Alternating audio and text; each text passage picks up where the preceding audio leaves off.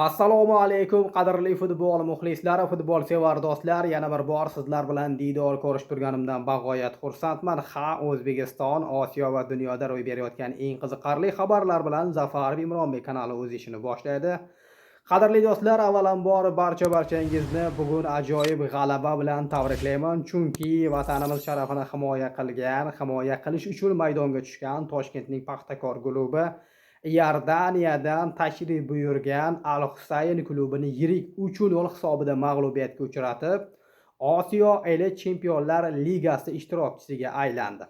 Xabaringiz bor, qadrli do'stlar, bu yo'llanma faqat bitta klubimiz Farg'onaning Neftchi klubida bor edi. Bugun O'zbekiston sharafidan yana bitta klubimiz Toshkentning Paxtakor klubi ushbu yo'llanmaga ega chiqdi. Endi Osiyo Elit Chempionlar Ligasida, ya'ni Osiyoning eng kuchli klublari o'rtasidagi musobaqada O'zbekistondan 2 vakil, 2 kuchli jamoa ishtirok etadi. Bular Farg'ona Neftchi va Toshkentning Paxtakor klublari. Demak, qadrli do'stlar, bizga yetib kelgan ma'lumotlarga qaraganda, Paxtakor jamoasi bugun Al-Husaynni 3-0 hisobida mag'lubiyatga uchratib, Elit Chempionlar Ligasi yo'llanmasini qo'lga kiritib, 4-savatchaga joylangan. Undan oldin mamlakat chempioni, ya'ni O'zbekiston chempionligini qo'lga kiritgan Farg'onaning Neftchi klubi esa Elit Chempionlar Ligasining 2-savatchasidan joy olgan. Bu haqida, ya'ni savatchalarda kimlar bor, qaysi jamoalar bor, keyingi chiqishlarimizda batafsil ma'lumot beraman. Barcha jamoalar va bo'lajak raqiblarimiz kimlar bo'lishi haqida. Lekin qadrli do'stlar, shuni eslatib o'tish kerak, G'arb va Sharq mintaqasidan Osiyo Elit Chempionlar Ligasida 16 dan 32 klub ishtirok etadi. Bu borada O'zbekistondan Neftchi va Paxtakor klublari.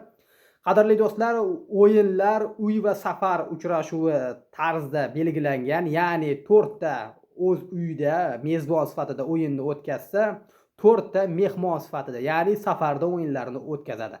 Bilasiz, Osiyo Elit Chempionlar Ligasi kuz va bahorgi mavsumlarga moslangan, ya'niki sentyabr oyidan to bahorga kelib play-off o'yinlari pallasiga yetib kelgan bo'ladi. Demak, Osiyo Elit Chempionlar Ligasida barcha jamoalar bugun tunda aniq bo'ladi. Eng asosiysi Paxtakor klubi ushbu yo'llanmaga ega chiqib, eng kuchli klublar miqyosida Paxtakor ham ishtirok etadi Neftchi bilan birgalikda. Demak, 18-avgust sanasida Paxtakor va Neftchi jamoalari o'z raqiblarini bilib olishadi.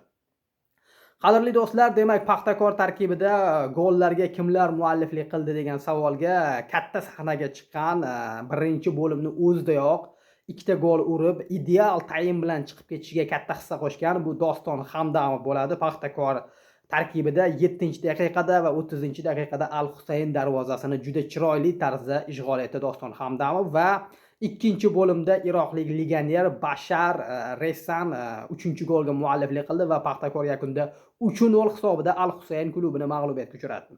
Xo'sh, endi Al-Husaynni taqdiri nima bo'ladi degan savolga javob berib o'taman. Qadrli do'stlar, bilasiz, xalqaro maydonda 3 ta klubimiz vatanimiz sharafini himoya qilishi aniq bo'ldi. Paxtakordan oldinroq bu Neftchi va Qashqadaryoning Nasaf klublari edi. Nasaf Osiyo Chempionlar Ligasi 2 musobaqasida ishtirok etadi. Bugun Paxtakordan mag'lubiyatga uchragan Iordaniyaning Al-Husayn klubi endi Neftchi bilan Osiyo Chempionlar Ligasi 2 musobaqasida ishtirok etadi.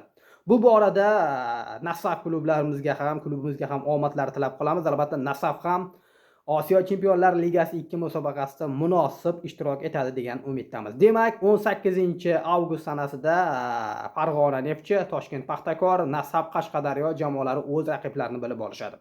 Bu borada eng qiziqarli xabarlarni o'tkazib yubormaslik uchun albatta bizga obuna bo'lib qo'ying va uchala klubimizga ham omadlar tilaymiz. Nasib etsa, 18-avgustda raqiblarimizni bilib olamiz. Qadrli do'stlar, albatta mehnatimiz uchun like tugmachasini bosib qo'ying. Biz eng qiziqarli xabarlarni e'tiboringizga Muhammadjon doimo yarim tun bo'lishidan qat'iy nazar havola etib taqdim etishda davom etamiz. Biz bilan qoling, eng qiziqarli futbol xabarlarini o'tkazib yubormaysiz, albatta obuna bo'lib qo'ying. Biz yana gaplashamiz, o'zingizni ehtiyot qiling. Salomat bo'ling.